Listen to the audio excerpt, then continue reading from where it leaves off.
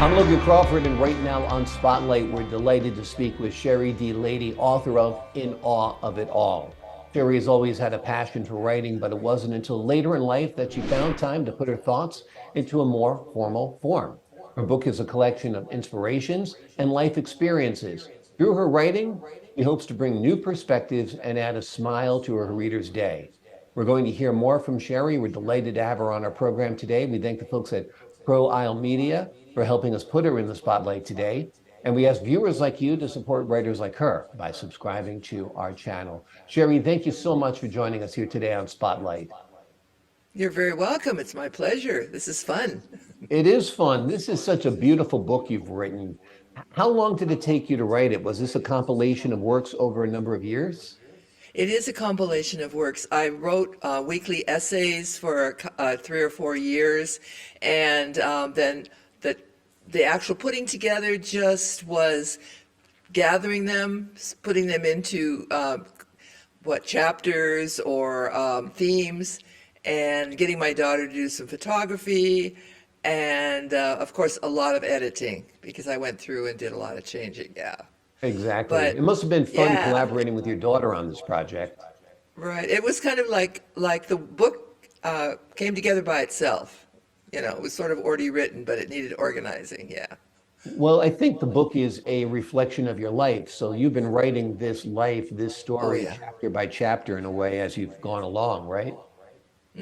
Oh yes. I've always, yeah.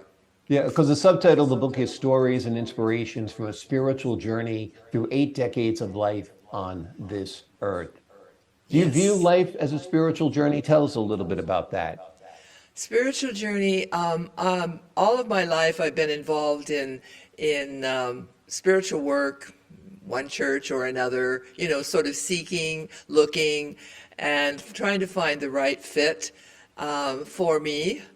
And the journey, everything that I've done has fed into that, and has brought me to a place of understanding how truly we are all connected in the world, and we're all worthy. We all have rights for happiness.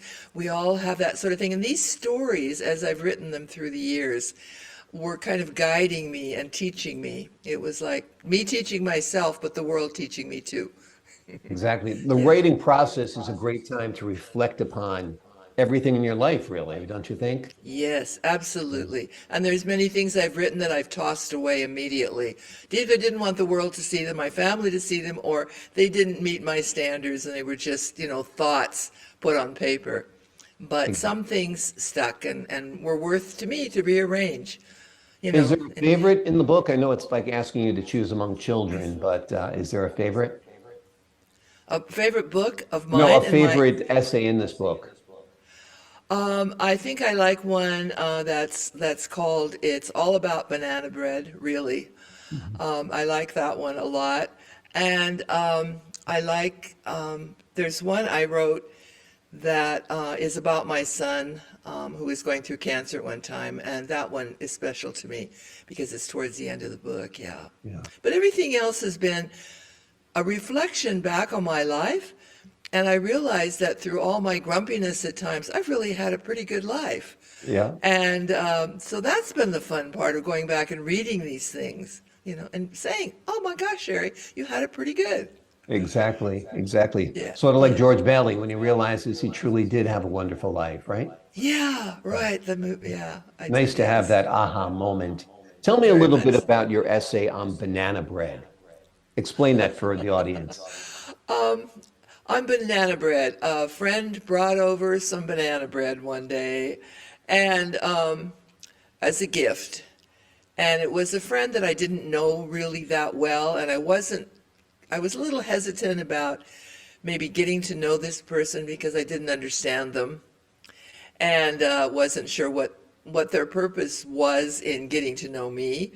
Mm. But anyway, they brought the bread over, and it was a thing that after the sharing of the banana bread and the talking together, that I realized again, once again, how people they have good in them. All people have good at all times.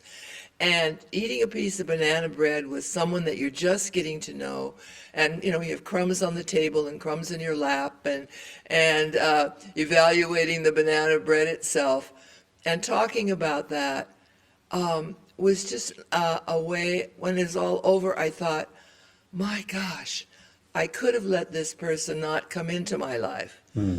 But because I let them come in and eating banana bread with them, I now have a new friend. I have a friend, a really dear friend of mine, that says often, a stranger is just a friend I haven't met yet. And I think that applies in this case Yeah, to the, absolutely a good quote. And the simple act of breaking bread together, yes, historically and I think even biblically has always been, a sign of bonding, a sign of friendship, a sign of brotherhood yes, and sisterhood. And yes. yeah, so that's a beautiful story you've written for sure. Tell me a little Thank bit you. about your life. I know you have a master's degree from the University of Oregon and you live Yeah. in one of the most spectacular areas in the Pacific Northwest. Thank you. Thank you. My life, let's see. You want the whole little bit of the story as short as I can make it? Whatever you want to share with us. Okay. I grew up on a farm in Oregon. After being born in the city of Portland, I grew up on a farm, and that farm, we did everything. I learned to drive on a tractor before I learned to drive a regular car. I worked in the fields with my parents, um, and I could hardly wait to get off of the farm. So when I grew up, I said, I'm not going to, are we still there? Yep, we're still here. Okay, it was a Yep. screen I'm just flash in front of me. listening. Anyway, so grew up on the farm, and the things that I learned on the farm were things that I thought I didn't need necessarily, which is how you are when you're younger. I'm going to go Mm. get something bigger and better. As I reflect back on it now, what I learned on the farm has served me very, very well. I went to a small country school. There were 2 rooms, 4 grades in one level, 4 in the other. Then I went to a small high school of 130 people, Wow. and then on to college to become a teacher. I went to a place called Oregon College of Education, which is now Western Oregon University. So I completed that, began teaching, got married, Hmm. had children. Family went and we lived for 4 years in Japan, and both my husband and I taught at American International School in Japan. Children from all over the world came to us. Then after that, we moved back to Eugene, and I said it was time for me to go back and get my second degree. So I took a year's sabbatical, and I got my second degree, my master's in education and curriculum, and during that time got a minor in theater. I'm absolutely a theater lover from beginning to end. So I've written some plays, some have been produced, and now, and from then I went into the ministry, but my main goal for that was to work with children and do theater in a church somewhere. So that's Wonderful. what I've been doing. Well, that's great. Well, I'm glad I asked the question because that was all very fascinating. I think a lot of people are intrigued by people who grow up in small towns like you did. And, I think there is nothing truer and nothing more real than growing up in a community like that and where you're actually planting things in the earth and Yep. sustaining yourself through them. I think that Right, is a absolutely. wonderful way to live. It was, and when I look back on it in retrospect, I give thanks for it. I'm grateful for it, even though Sure. I would never want to do it as my career. As a young person, Never, also, you never. always think there's something better. The grass is always greener, that kind of thing as well. Yeah, But yeah. yeah, and I'm sure it helped shape the writer that you are today. Are you working on anything right now? Yes, I'm working on a second book. Hmm. It's all stacked on my desk, if I can find it on my desk. My desk is very messy, but it's there and it's in process. And I'm hoping by this time next year that it will be in print.